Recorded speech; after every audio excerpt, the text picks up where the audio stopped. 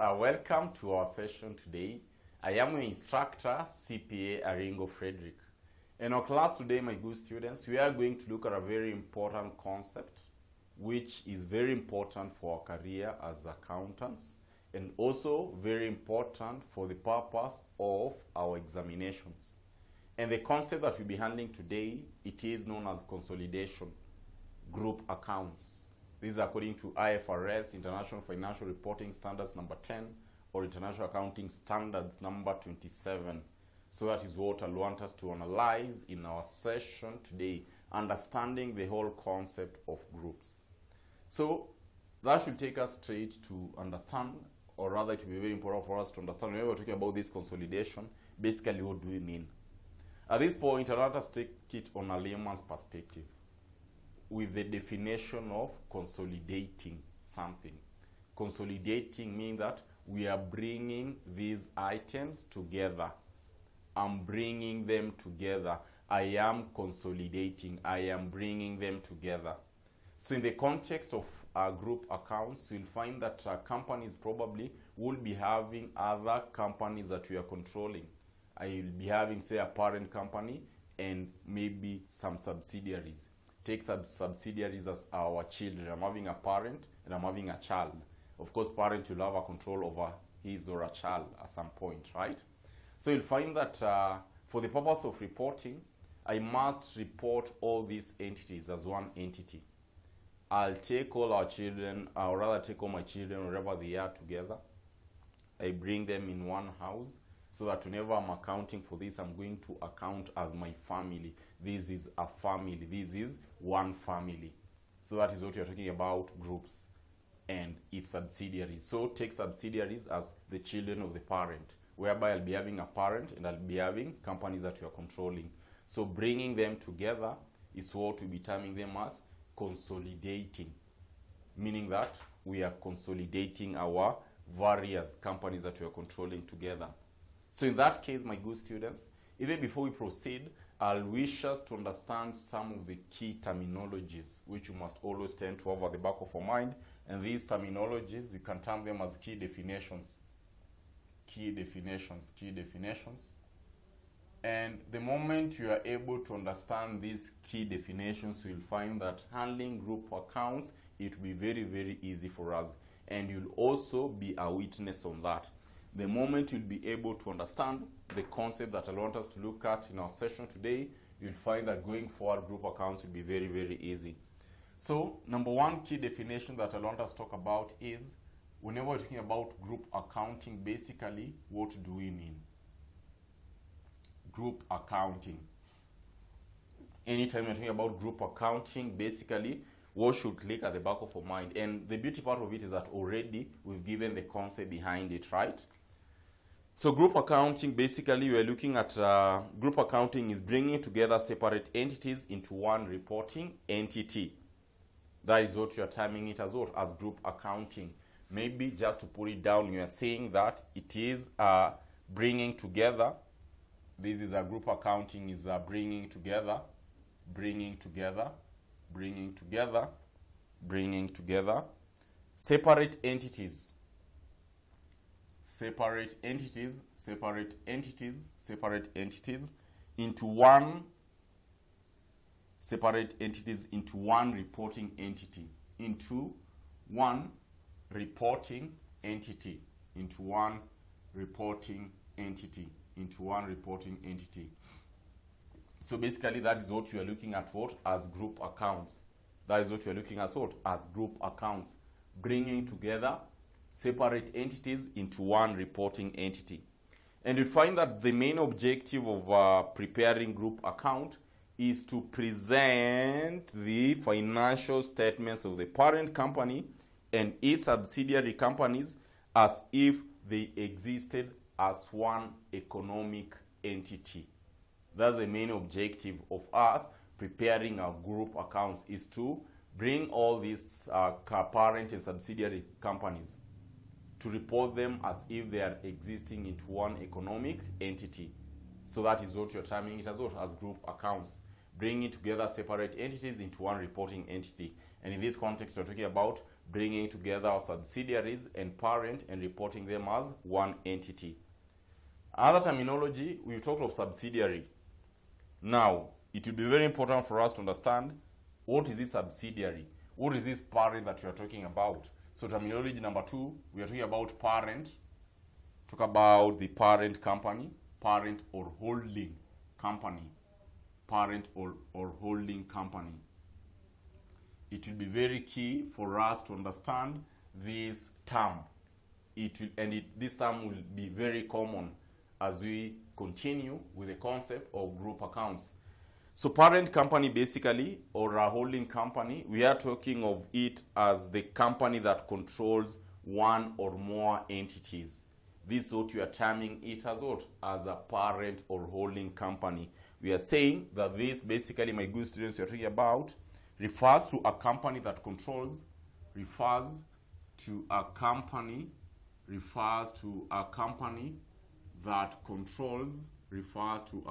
that controls more than one, controls one or more entities, one or more other entities.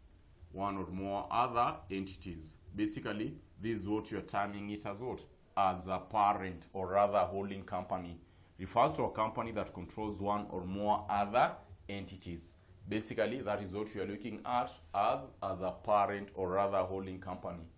Remember this point on group, we mentioned that we'll be bringing together the parent company and its subsidiaries.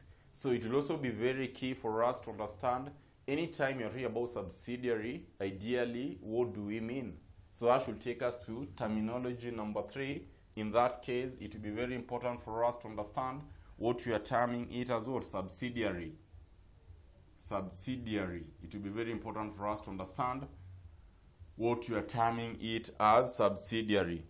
So what is a subsidiary, my good students? At this point, subsidiary basically you'll find that refers to an entity that is controlled by the parent company. Refers to an entity that is controlled by the parent company. So we are saying that this refers to an entity,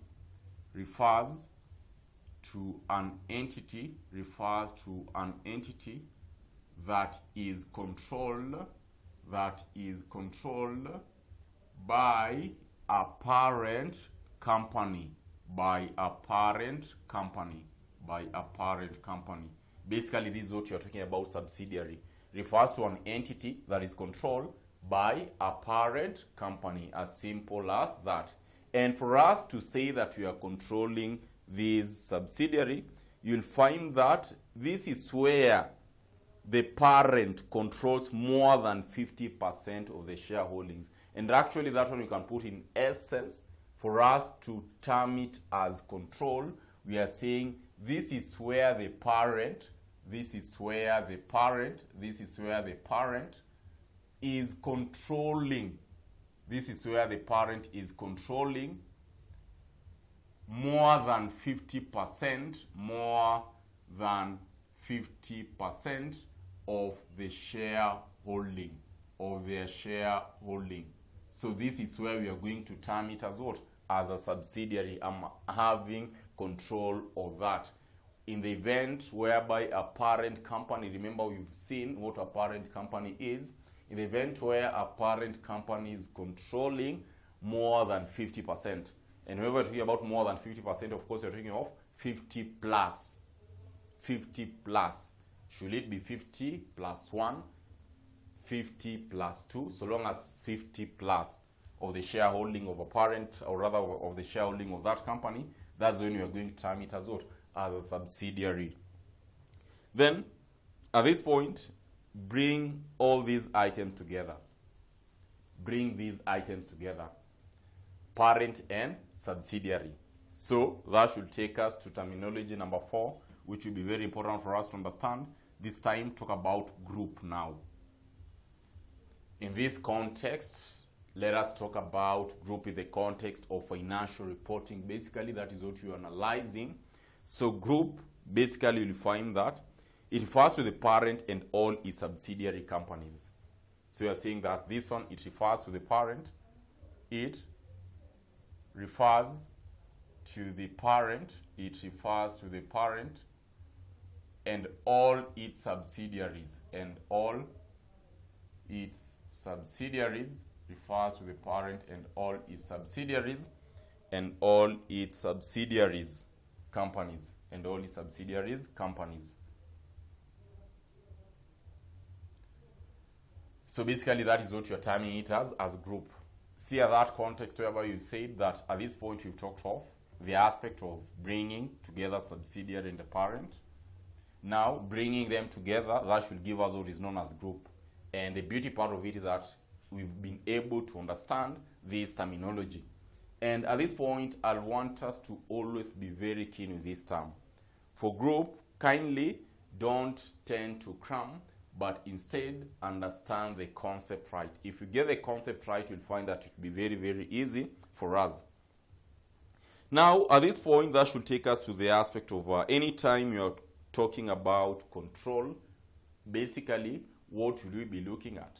Because you're saying that for us to term it as a subsidiary, you'll find that a parent company should be controlling that other company with a percentage shareholding of more than 50%.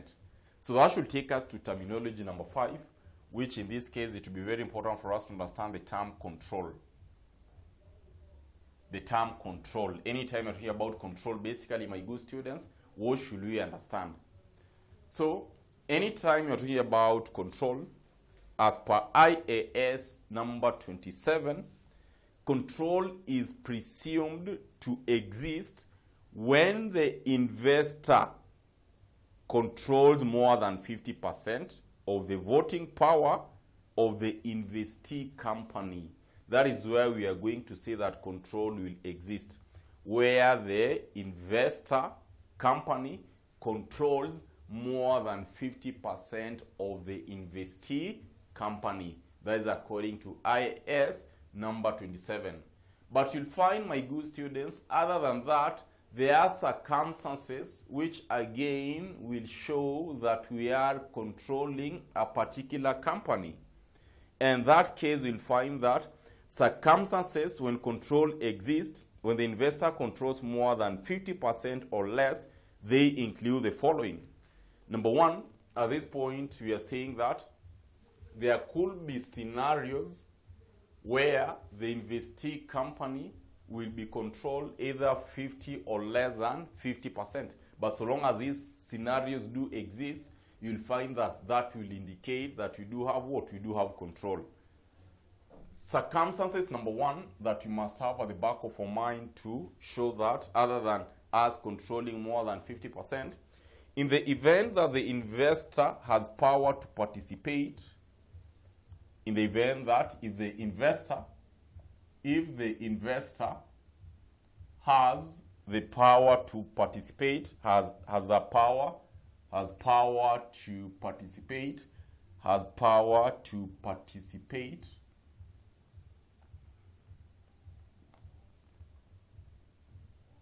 in the operating policies,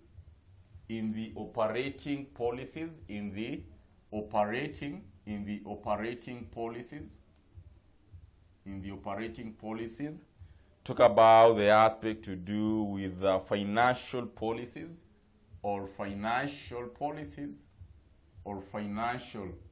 policies in the investee company.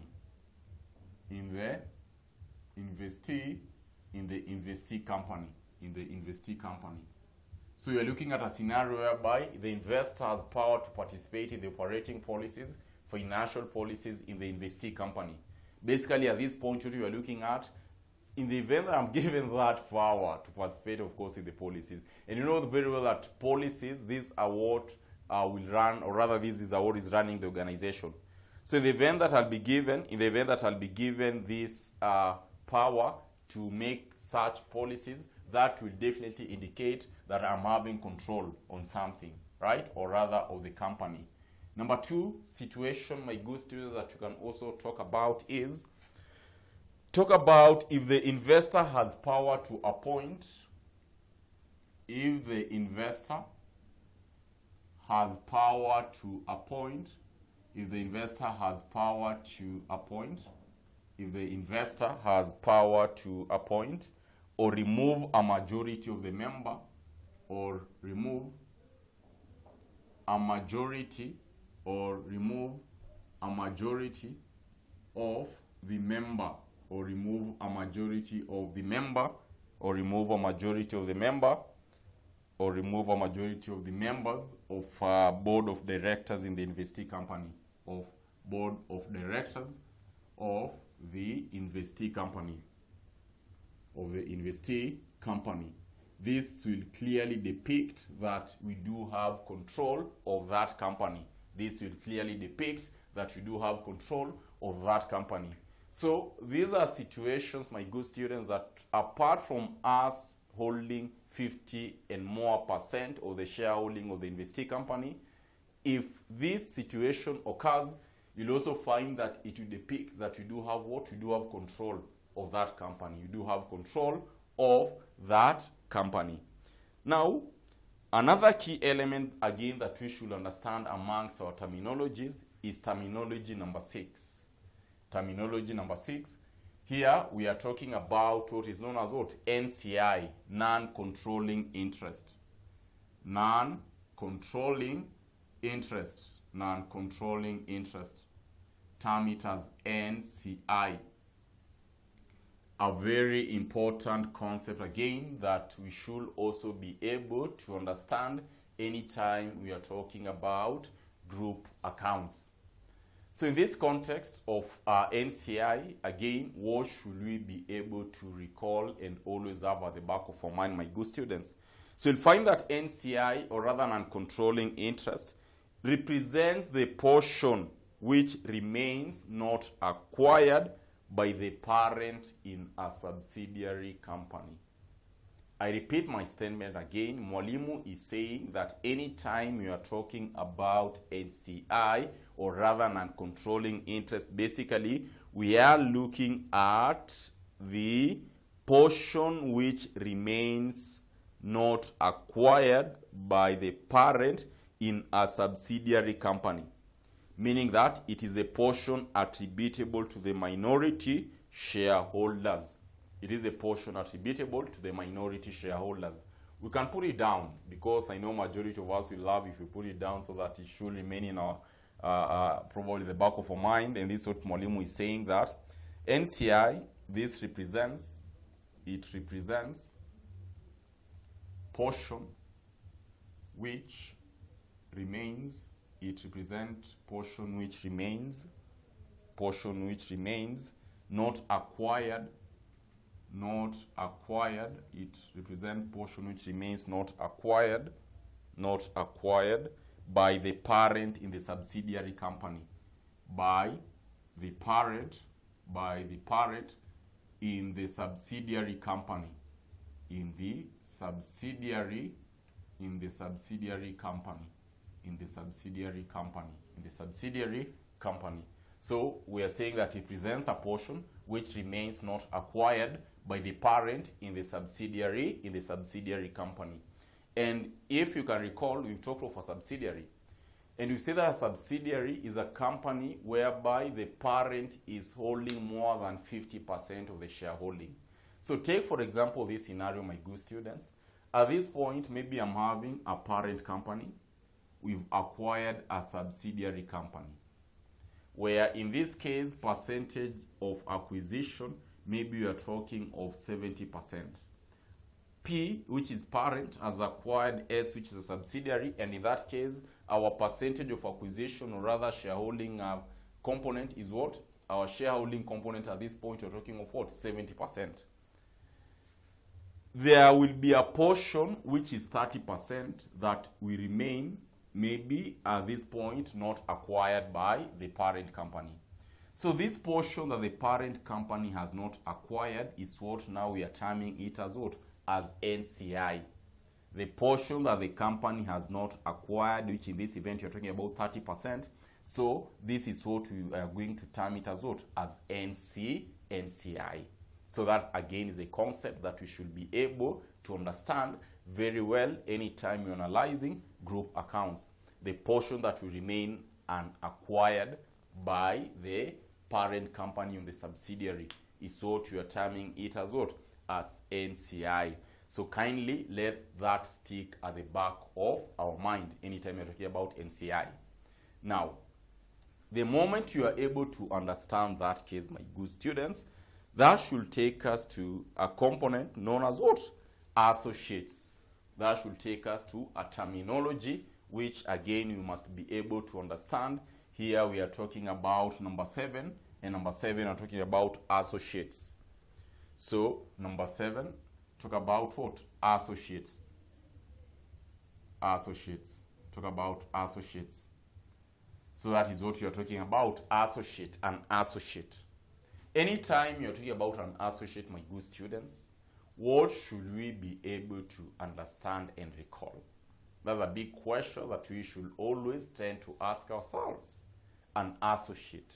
This is what you must always tend to have at the back of our mind. An associate, and I want to mark it very clearly, it is an investee company where the parent controls 20% but not exceeding 49% of the shareholdings. I'm repeating that again, my good students. You are saying that an associate, it is an investee company where the parent controls 20% but not exceeding 49% of the shareholding. At that point, Mwalimu will have to explain it very well. But first of all, let us put it down. We are saying an associate, it is an investee company. It is an investee company where the parent controls, or rather which the parent controls 20% but not exceeding 20%, but not exceeding 49% of the shareholdings. 49% of the shareholdings. So basically that is what you are looking at, what? As an associate. And at this point, I want you to relate to the subsidiary. Like for subsidiary, we mentioned that the company is controlling 50+% of the shareholding. An associate, my good student, we are saying that at this point the company should control at least, so we are talking of between 20% and 49% of the shareholding of the company. So at any given point, whenever we'll be given a scenario and you've seen a company is controlling between 20 and 49%, what should click at the back of your mind is that we are talking of what? We are talking of an associate. So again, this is one thing that should tend to click at the back of our mind always. Because I'm telling you guys that at this point, we are learning the concepts. It's not all about knowing how to compute. It's not about cramming the concept that this is what you're supposed to do and this is what you're supposed to do. The most important thing is for us to grasp the concept right. And the moment you're able to understand these definitions, you'll find that it will also be very easy for us to always kind of what? Understand the concept that I'm given in an exam situation. So after we've talked about an associate, my good students, it will also be very wise and very important for us to look at another terminology. And this terminology also will affect us as we continue. And we'll be talking of what? A joint venture. Talk about joint venture. We'll be talking about joint venture. So that is terminology number 8. Joint venture. Talk about joint venture. Just from that word joint, we are owning this thing together. We are owning this item together. Joint.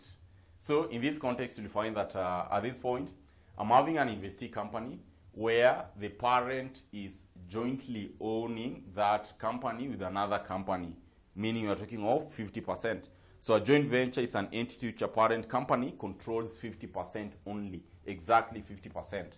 So joint venture, we are saying that is an entity where the parent company, it is an entity where the parent company controls 50% of the shareholding. 50% of the shareholding. 50% of the shareholding. 50% of the shareholding. So basically this is what you are terming it as what? As a joint venture. Is an entity where the parent company controls 50% of the shareholding. 50% of the shareholding. That is what you're terming it as what? As a joint venture. I know at this point someone will ask, Mwalimu, what about that company where the parent is controlling less than 20%? How are we going to call that company? Because at this point, if you realized, we've looked at a subsidiary 50 plus, an associate between 20 and 49, and joint venture, we're talking of exactly 50%. I know a person will be tempted to ask, Mwalimu, what about that company that the parent is controlling less than 20%? And that is what I want us to look at right now. And that should take us to simple investment. That should take us to terminology, the other terminology, which is number 9, simple investment. So number 9, we are talking about simple investment. Simple investment. Talk about simple investment. Simple investment. Simple investment. Simple investment. So a situation whereby you'll find that this is where a parent company is controlling less than 20% of that company. So a simple investment is an investee company in which the parent controls less than 20% of the shareholding. Less than 20% of the shareholding. Less than 20% of the shareholding. So this is what you're terming it as well, a simple investment. So the moment we'll be able to grasp these terminologies, my good students, the moment we'll be able to grasp these terminologies, you'll find that moving forward, things will be very, very easy. Things will be very, very easy. Now, the next concept that we're also going to analyze, this will be the concept to do with the group structure. But before that, let us do a summary on what we've just studied right now. Let us do a summary on what we've just studied right now, so that always we should be able to recall these concepts. So, the main elements that I'm going to look at, we are talking about subsidiary. So for subsidiary, recall, we've said what? This is where the parent company is controlling more than 50%. So 50% plus. An associate, this is where the parent company is controlling between 20% to 49%. We're having a joint venture. This is where a parent company is controlling exactly 50%. And you're having simple investment.